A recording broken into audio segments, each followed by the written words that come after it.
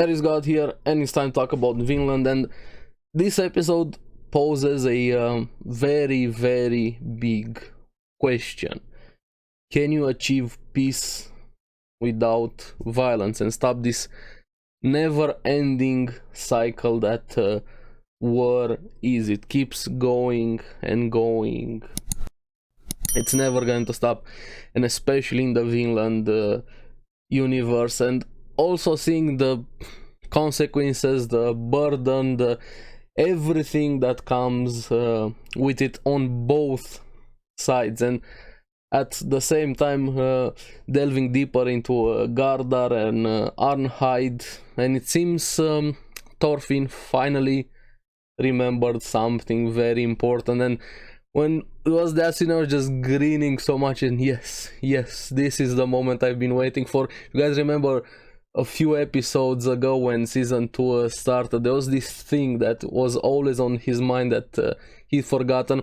It was also the thing that his father told him, but at the same time also what he remembered in this episode. And I was just yes, this was such a beautiful episode, especially the scene with Einar and Thorfinn. But yeah, anyway, let's get into it and talk about it from the beginning. Now, at the beginning we have Gardar being a prisoner, looking at the sky, and then Arnheid finally starts getting to where he was, and she overhears Snake and Fox bickering a bit because the mistress, or I think Kettle's wife, wants to get involved into this reward, and she's kind of messing a bit with Snake's plans there. We're gonna have to see what's going to happen with that. But at the same time, like I said, I really like Snake. He's very serious about his job, what needs to be done, how it needs to be done. Kind of reminds me a bit of Ashelat. He also has that playful nature, but when shit's happening, he's the guy you want on your side, from what I've seen from the characters on the farm. Well, maybe Thorgil might be a better fighter, which I'm not even sure about that. Thorgil is kind of insane, honestly. I do like Thorgil also, but Snake seems like the more capable one, and I hope we're gonna see more with Snake, find out more of his background. He's one of the most interesting characters in the series, not just from the farm. So he has to go back, and even tells the other, hey, take Arnheid back to Sverkel's house, don't let her see Gardar.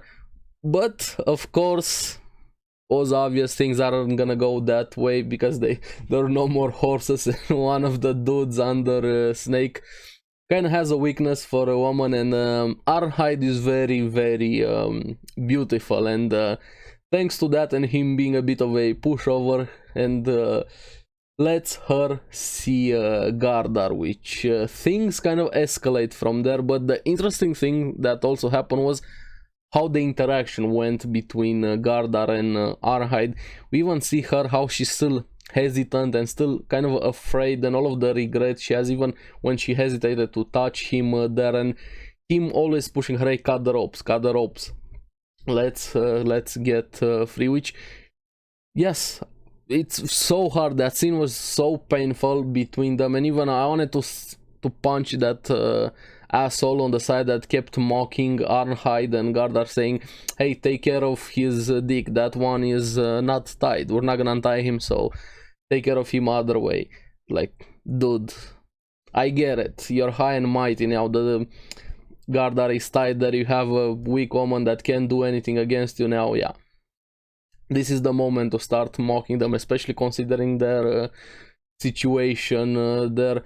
But after all of that bullshit, and I'm not saying bullshit as in I didn't like that part of the episode, was very realistic and very possible. Humans are always like that.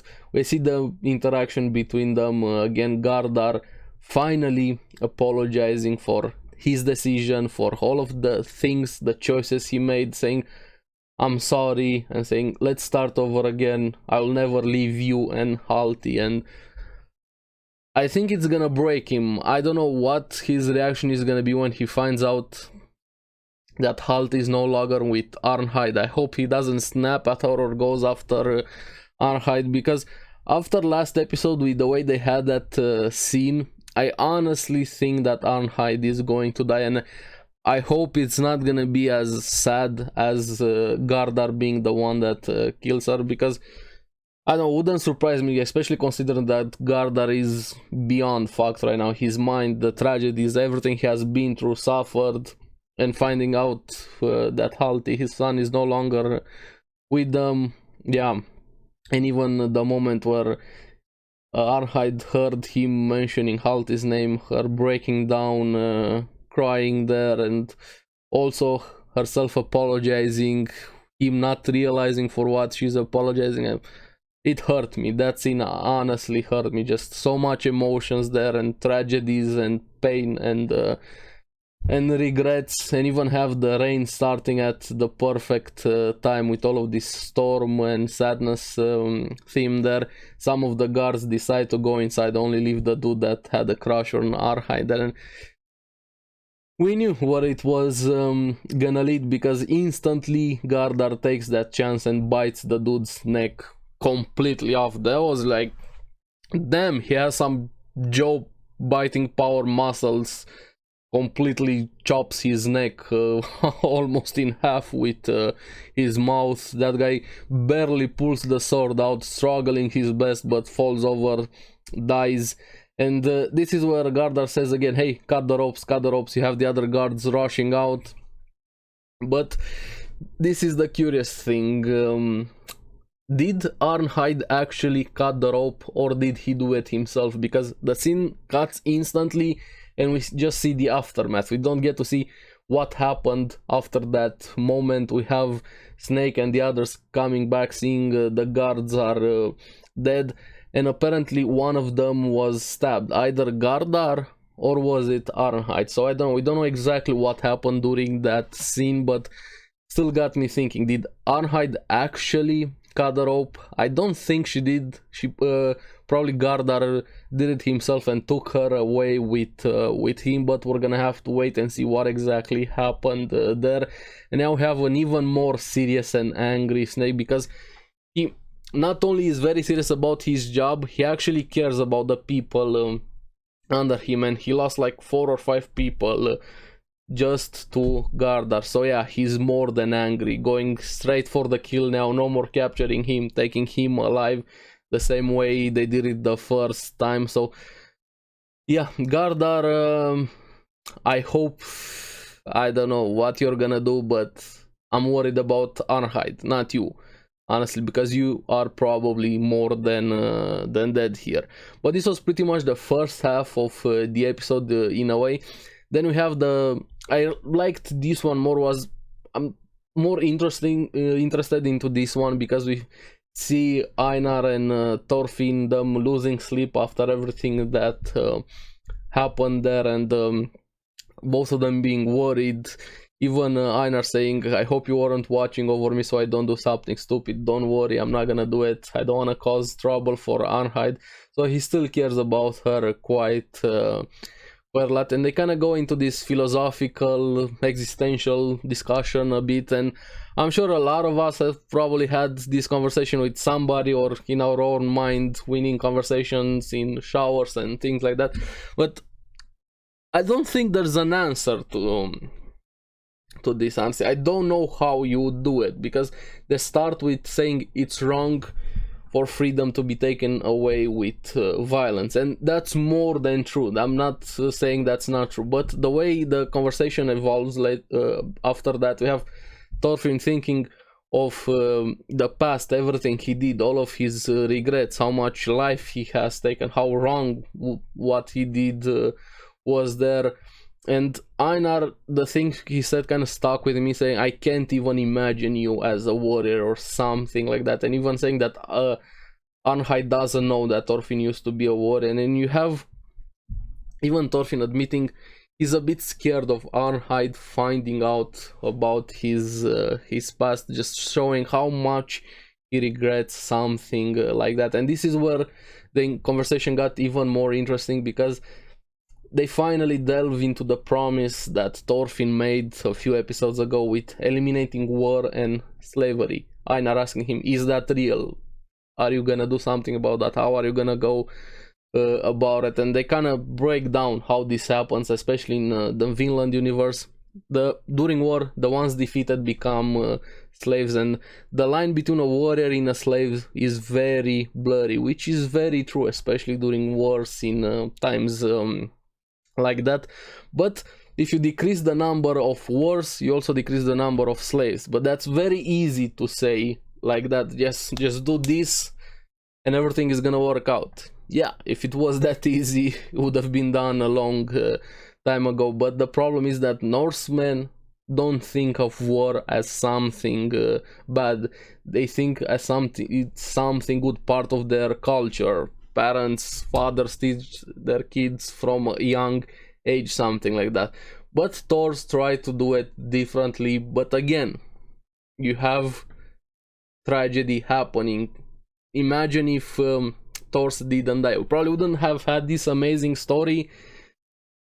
But what kind of a person would Thorfinn have been if he grew up with a father like Thors that gave away violence there? And this is where Thorfinn said he's willing to be an outcast, swearing off violence compared to the usual Norsemen, how they look at it, then feel more burden of the lives he has taken, saying no more, not even one more. They're still with him, always hunting him, feeling the weight of everything he has done, and he wants to atone and give them a place to rest, so no more killing. So he's very serious about that. But even I said it when he made that vow there, I don't know how this is going to work. I still think he's going to fight, of course, no more killing, but I have no idea how he's gonna be able to do this and keep that promise, because he says he wants to rebuild more than he has destroyed. Of course, I'm paraphrasing a bit. At least one village, have a place where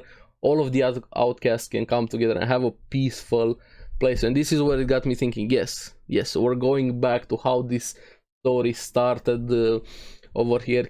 Create a place where no swords are needed. But yes, while I love this kind of thinking, the problem is making it a reality, making it possible, from a dream into reality. Because Einar put the perfect question: how are you going to defend that land? Vikings come always, and even not just Vikings, somebody is gonna come, whatever is going to happen. And Thorfinn saying there's no point to fight for peace. And I'm like, I agree with you on the ideal side of this, but how can you achieve something like that, especially in reality, in a real world environment, compared to how Vinland is here? And he gets the idea, somewhere Vikings can't reach, and he starts remembering Leif's story about Vinland far away. I was grinning, smiling so much. He finally has a goal again, something palpable for this dream that he has right now. But it's very far and they don't know where. Even Einar got interested, and even saying, hey, even if it's like this, this is just the first good news I've had in a good while. And while this was awesome, again, I don't know how this is possible. How can you do something like this, have peace but also not fight for it, or achieve it without fighting for it? I don't know. I honestly don't know how can you do. It's something you just strive for, and this is why it's awesome. I'm so curious how he's going to go about it to achieve this, even more considering that Canute kind of wants the same thing, but he's going about it a very different way. They have kind of the same ideals, but not the same means right now. Thorfinn wants to do it the peaceful way to achieve peace, and Canute wants to do it in every way, violence, anything, conniving, cheating, betraying, whatever it takes to achieve that utopia. So I don't know, it's gonna be interesting when we have those two characters, their ideals, their means, convictions, everything are going to clash. And I think this is where the story is leading to, and it's gonna be amazing when they reach that point there. But that's probably gonna be into the future, because now they have the current problems here with Gardar and Arhide, even have Fox and some of the other guards coming in. looking for Gardar, where Thorfinn and Einar were sleeping there. Thorfinn even realizing that Gardar escaped, both of them being worried about Arnheid, and yeah, this is gonna be interesting. We even have Snake and Badger staying with Sverkel, protecting him. Snake even having his sword Orlays on the ready. This is just the beginning for the troubles on the farm. We have this right now with Gardar and Arnheid. I really hope Arnheid is not gonna die, but she's probably dead also. Then we also have Canute coming after the farm and everything else that's happening. Yeah, the farm is fucked, to say the least. But after this episode, I'm even more hyped, excited of the series and how this is gonna play out for Thorfinn and Einar. So yeah, I'm really curious what you guys thought about this episode. This one was very interesting to think about everything that was said and done in this episode. Let me know in the comments below. As always, thank you very much for watching. Remember to like and subscribe, helps me quite a lot, and you guys get the latest videos on the series that I follow. So keep enjoying Vinland Saga. Make sure to check out the podcast Because Anime, link in the description. Like and subscribe. I'm gonna see you again in the next one. Bye bye.